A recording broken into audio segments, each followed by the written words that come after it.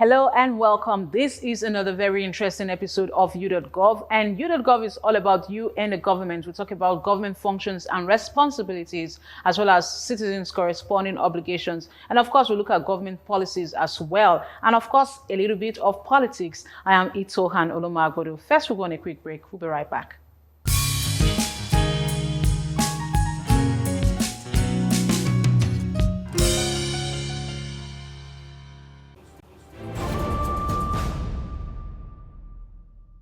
This week on EduBox, we are taking another look at some burning issues in Nigeria, and security is at the top burner of every issue in Nigeria's polity. Insecurity resulting from both natural and man-made disasters such as terrorism, kidnapping, armed robbery, and armed banditry.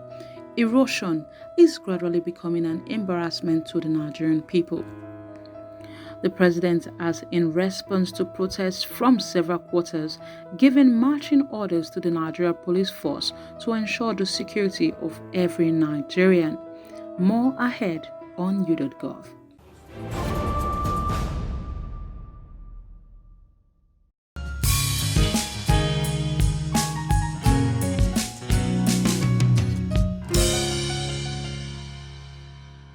LoveWorld Plus website is your #1 trusted companion as we make sure we never leave you without a smile.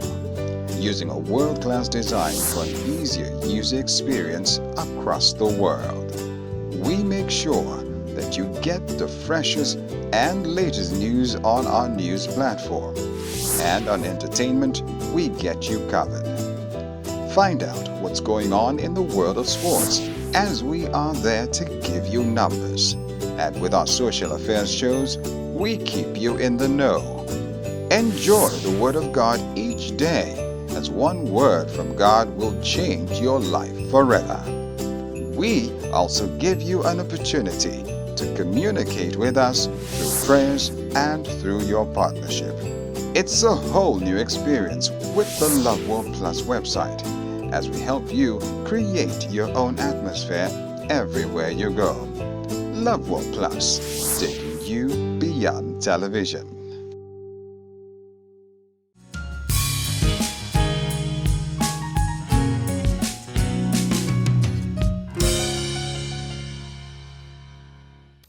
You're welcome back. If you just joined us, this is U.Gov, and this week we'll be talking about some burning issues in Nigeria's polity. We started our discussion some time back, but we are taking a look at the second part of that discussion, and we had Chris Akiri talking to us about certain issues that have been plaguing Nigeria's polity. But first of all, I want to go on the street to find out what Nigerians are facing, what they are saying about the government of the day. Take a listen.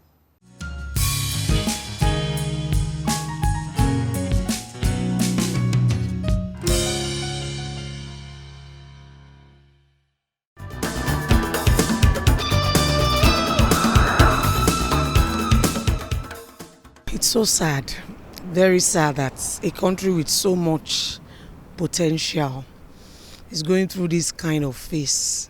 You know, there are times you're even scared to go through your timeline. You're even scared to read the papers because of what, everybody keeps saying doom, doom, doom, and there is nothing really showing that the doom is not there. Because every day, issues of kidnapping, loss of needless, that's my word, needless loss of lives. I really am sad about it, and I'm really praying from my heart of hearts that a change will come very soon. They need to take a proactive measure so to checkmate the security security apparatus.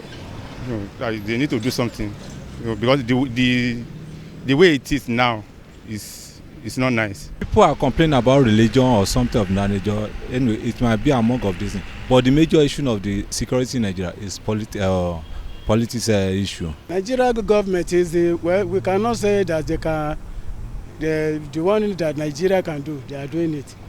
But our people, no matter government you do, they will still do, killing people. I believe that with the security situation in Nigeria, that the government can do better to ensure that the citizens are secure and their lesser lives are no longer lost.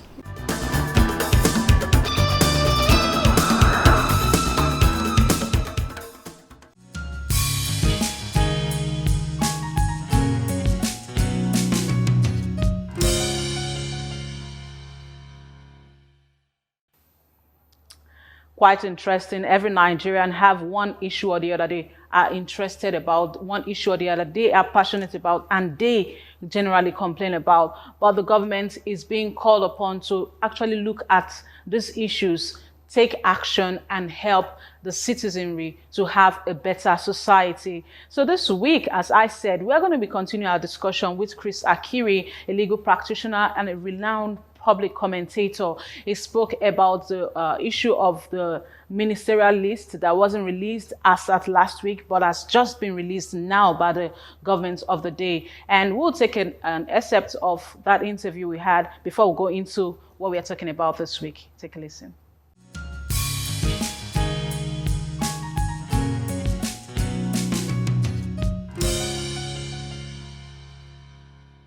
Now, looking at the issue of security, a lot of people are complaining about the way we've been having herdsmen killing people, having bandits in the northeast and different regions of the country.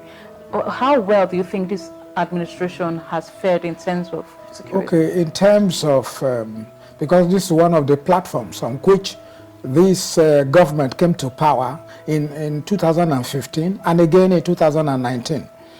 Now, security is one of them. And if you consider that this same president almost swore that he was going to put an end to Boko Haram insurgency within 2 months, we now have greater insecurity in the land. Herdsmen that were never heard of before, came in 2015, and we warned Nigerians at that time that, look, if you vote this man in again, herdsmen were going to increase because the person they regard as their grand patron is going to come in again, and then they're going to take over the whole country. They did not listen. For one reason or the other, they didn't listen.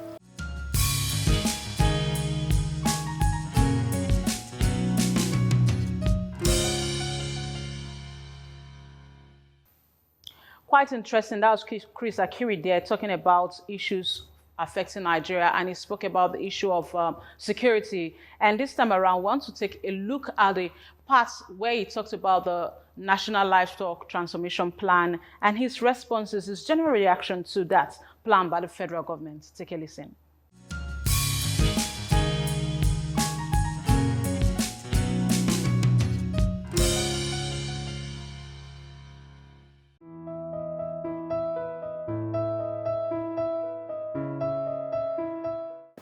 Well, the Ruga something, when it came up, I swallowed hard that something called Ruga, which is maybe an acronym of Rural Grazing Area, rural grazing area, being devised by the federal government, not by a state government, for its own state, within its own state, but by the federal government for the whole of the federation, and to start with, say, some 12 pilot states, I burst, because it should not be heard that you want to establish a Ruga scheme for, for a tribe in this country, for one tribe, and Ruga scheme involving cows, cattle, now, which is a private business, owned by the Fulani people, and you want to establish that because the head of state who wants to establish this thing is a Fulani man himself. I mean, it's annoying. It's very, very annoying. It's just like anybody who is from the south here, for example, says he wants to establish such a national scheme for, say, the Yoruba people, or for the Igbo people, or for the Yoruba people, or for the Soko people. Now, every other person in this country will retch But no southern president or head of state would ever do that. So it's astonishing that President Muhammadu Buhari would want to think of a Ruga scheme for Nigeria, for the Fulani people, for Nigeria as a whole. Now, when people went on the rampage saying, no, it should never happen, we heard that it was suspended. We heaved some sigh of relief that it was suspended. But what we wanted was the cancellation of that scheme, immediate cancellation of that scheme. Then some group in the north gave an ultimatum to the president. If you say you are suspending, you are in trouble, and we give you 30 days within which to rescind that statement. It should not be suspended. We give you 30 days. Then within less than 1 week, we heard that it was not suspended again. But and again, they're talking of this transformation scheme.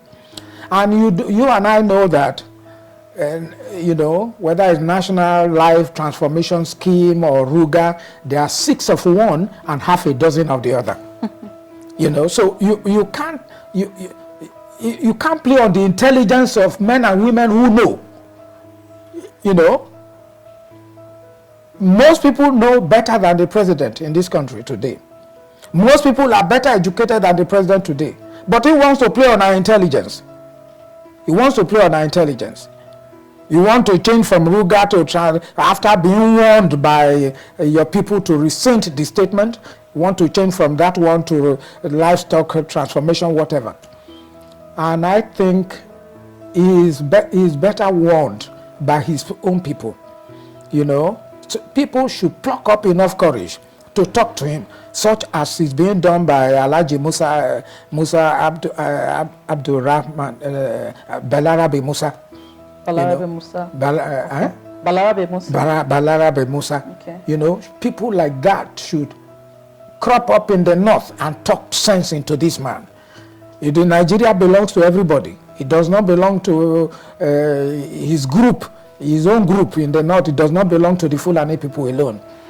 So I'm sure he's going to cancel it, because you see, you and I know that there is something called a statute called the Land Use Act. Mm-hmm.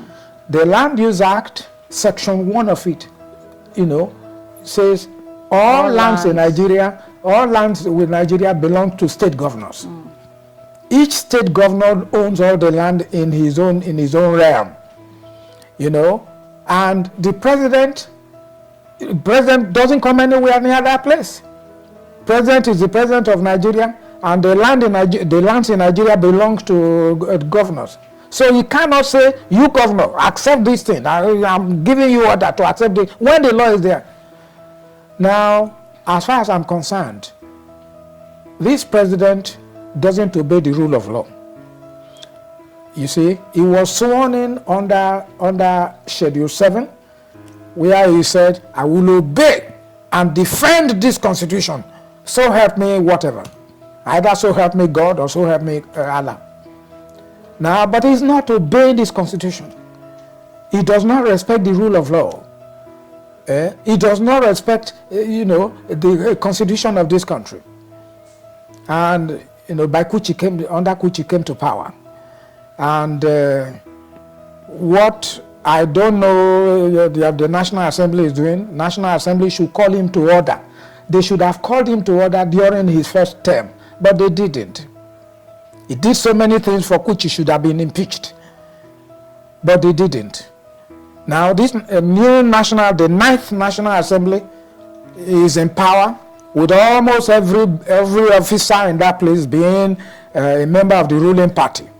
So I don't know, it is impossible for this National Assembly, which is the rubber stamp, is going to be the rubber stamp National Assembly, for President Muhammadu Buhari, being able to do anything about the misdeeds of the president. You see, Nigeria is a federation of states.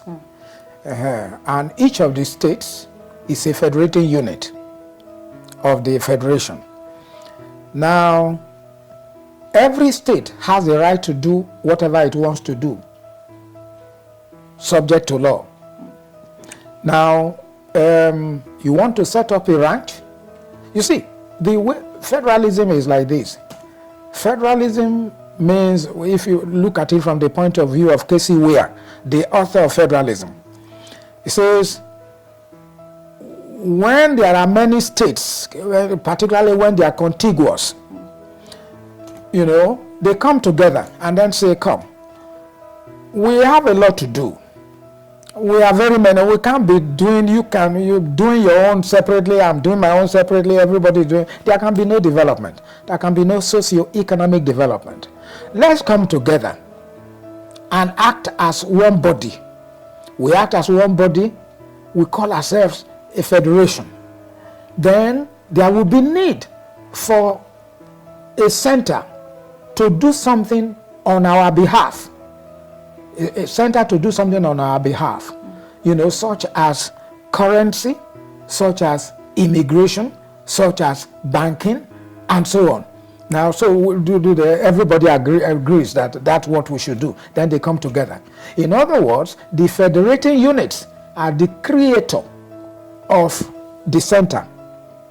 What we call Abuja today is a creature of the federating units. But what we have in the strange Nigerian federation type of federation today is that the center, which is the creature of the federating unit, is more powerful than the unit. It doesn't have coordinate powers with the creators. It has overarching importance over this thing, so that at the end of every month you go to this thing, cap in hand, to collect your dole from the federation account. Now, having told you this, given this thing, which I'm sure you know very well, if any state wants to establish a ranch, so be it. It has the power to establish a ranch. You don't impose it on any state. No power in Nigeria in a federation can impose ranching on any state. A state can do it, but not in this manner in which you want to create Ruga. Is it Ruga? Yes. It's Ruga. Yes, Ruga. It's Ruga for the whole country. You must accept it. Every state must accept it. I think that's crazy. So if you want to impose it the way they are imposing it, trying to impose it now, that is unconstitutional. It's unconstitutional and it's criminal. Any state can do it, like the states in the north. The vastness of the north compared with the small south that we have here. West, If we are 95,000 square kilometers in this country, they have over 70 something square kilometers, and we have only 20 something here in the south. Why would you want to come to the south? Why don't you develop the north, the vast north, for agricultural purposes, for your ranching? Why do you want to come to the south here? That's a problem. And in coming to the south now, they want to browbeat us into it. You must do it. If you don't do it, we are going to kill you, and they are killing us.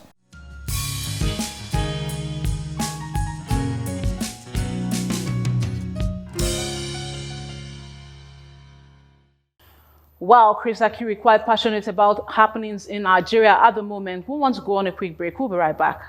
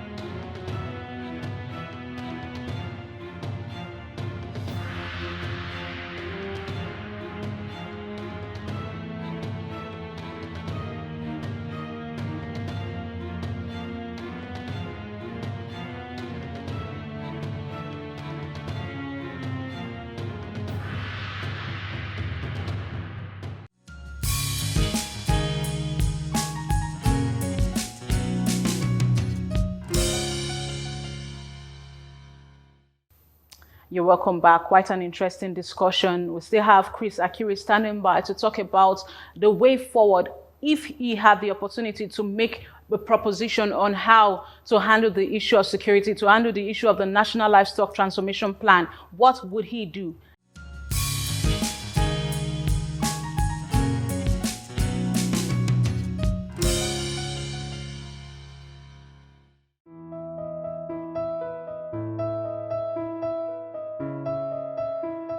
Well, the problem of herdsmen in this country, is multifaceted. As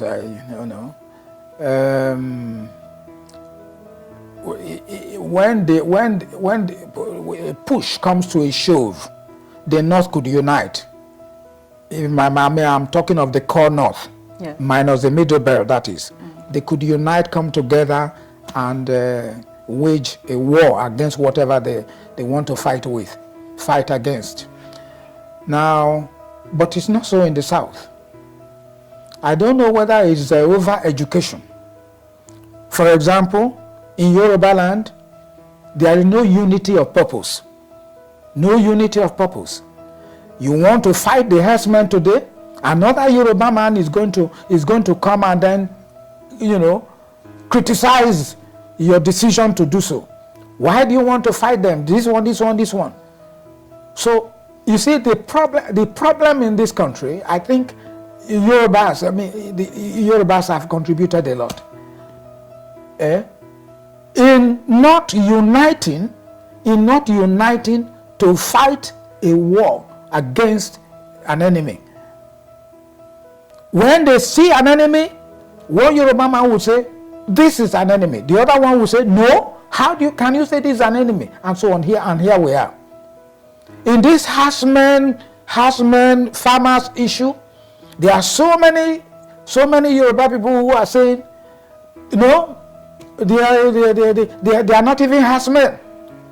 Like happened a few days ago, when a very strong leader of the ruling party, a Yoruba man, said, who told you they are herdsmen?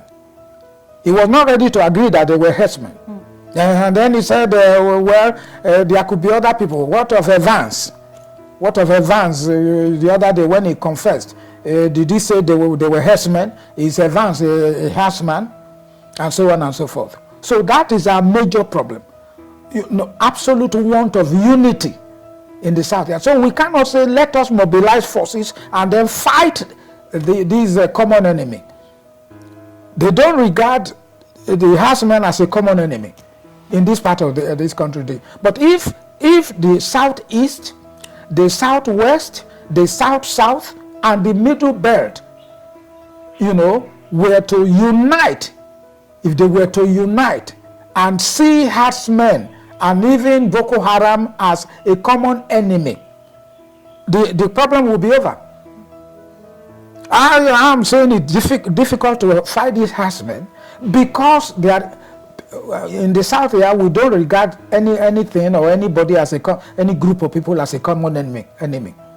You go your way and I go my way.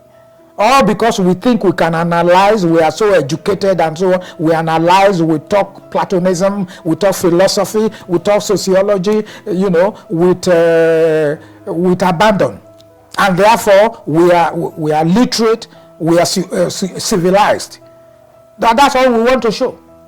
Until they kill us. That's the way these people, Malam Alimi entered Iloni the other day and finished the whole thing, drove the Yorubas. Some ran to Ibadan and established Ibadan in 1829 and established Abeokuta in 1830.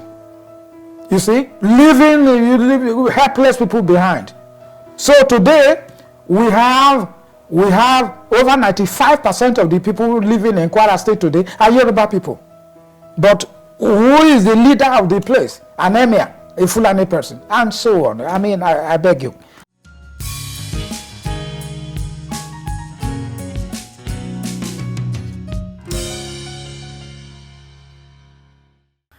Well, quite interesting, the discussion we had with Chris Akiri, quite insightful and interesting. And we are calling on Nigerians, everyone, to actually speak up, to actually let your opinions be heard about issues of national discourse, issues that affect you and I. We shouldn't be quiet anymore, because this is the time to make a change. It is the time to actually lend your voice to happenings in the society. And thank God the President has just sent the list of ministers to the Senate, and we'll be talking about that some other time. But we have some more tidbits for you. Take a look.